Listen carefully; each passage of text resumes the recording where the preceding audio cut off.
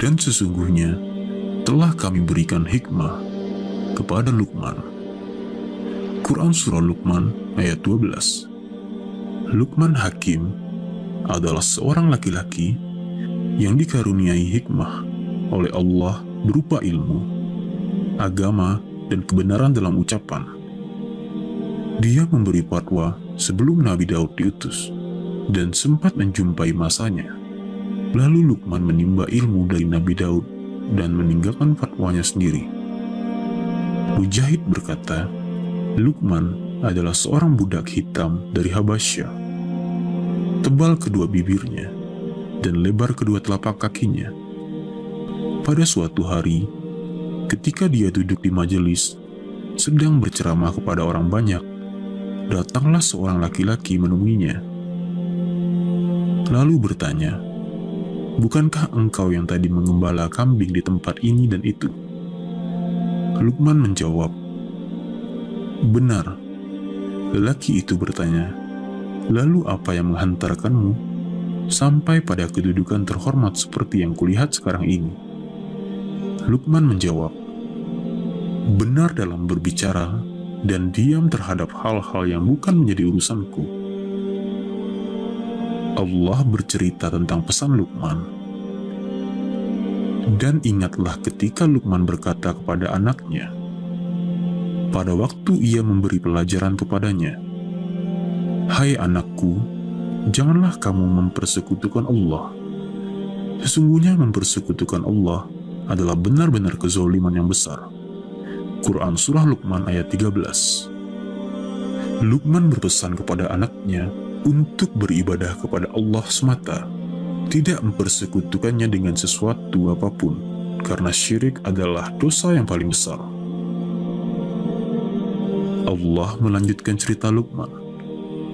Luqman berkata, "Hai anakku, sesungguhnya jika ada sesuatu perbuatan seberat biji sawi dan berada dalam batu, atau di langit, atau di dalam bumi, niscaya Allah akan mendatangkannya, membalasinya. Sesungguhnya Allah Maha Halus, lagi Maha Mengetahui." Quran Surah Luqman ayat 16. Al-Qurtubi mengatakan, telah diceritakan bahwa putra Luqman bertanya kepada ayahnya tentang sebutir biji yang jatuh ke dasar laut. Apakah Allah mengetahuinya? Maka Luqman menjawab dengan mengulangi jawaban semula dalam firman-Nya, "Sesungguhnya Allah Maha Halus dan lagi Maha Mengetahui."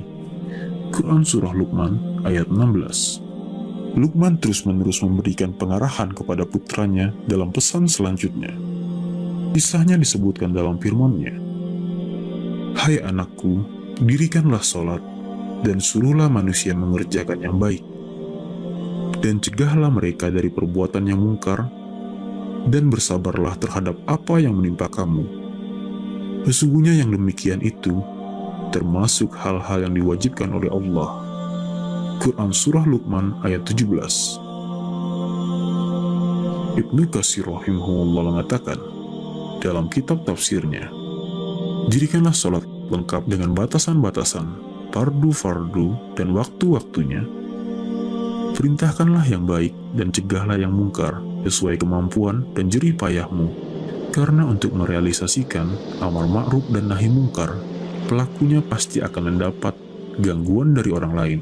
Oleh karena itu, dalam pesan selanjutnya, Luqman memerintahkan kepada putranya untuk bersabar. Luqman juga berpesan, dan janganlah kamu memalingkan mukamu dari manusia karena sombong, dan janganlah kamu berjalan di muka bumi dengan angkuh. Sesungguhnya Allah tidak menyukai orang-orang yang sombong lagi membanggakan diri. Quran Surah Luqman ayat 18. Makna ayat tersebut menurut Al-Qurtubi, janganlah kamu palingkan mukamu dari orang-orang karena sombong terhadap mereka, merasa besar diri dan meremehkan mereka. Maka yang dimaksud adalah, hadapkanlah wajahmu ke arah mereka dengan penampilan yang simpatik dan menawan. Apabila orang yang paling muda di antara mereka berbicara dengannya, dengarkanlah ucapannya sampai dia menghentikan pembicaraannya. Demikianlah yang dilakukan oleh Nabi SAW. Pesan Luqman yang lain, dan sederhanalah kamu dalam berjalan, dan lunakkanlah suaramu. Sesungguhnya seburuk-buruk suara ialah suara keledai. Quran Surah Luqman ayat 19. Al-Qurtubi mengatakan, setelah Luqman memperingatkan anaknya agar waspada terhadap akhlak tercela, ia lalu menggambarkan padanya akhlak mulia yang harus dikenakannya, yakni bersikap pertengahanlah kamu dalam berjalan. Cara jalan pertengahan yaitu antara langkah cepat dan lambat. Hanya Allah yang lebih mengetahui makna yang dimaksud. Akan tetapi Allah sendiri memuji orang yang bersikap demikian, sebagaimana yang telah disebutkan keterangannya dalam surat Al-Furqan. Dan hamba-hamba Rabb yang maha penyayang itu ialah orang-orang yang berjalan di atas bumi dengan rendah hati.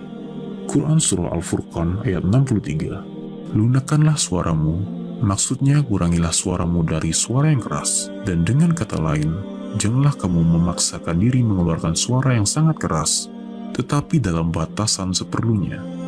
Makna secara keseluruhan dari surah Luqman ayat 19 ialah bersikaplah tawadu atau rendah hati. Allahu a'lam.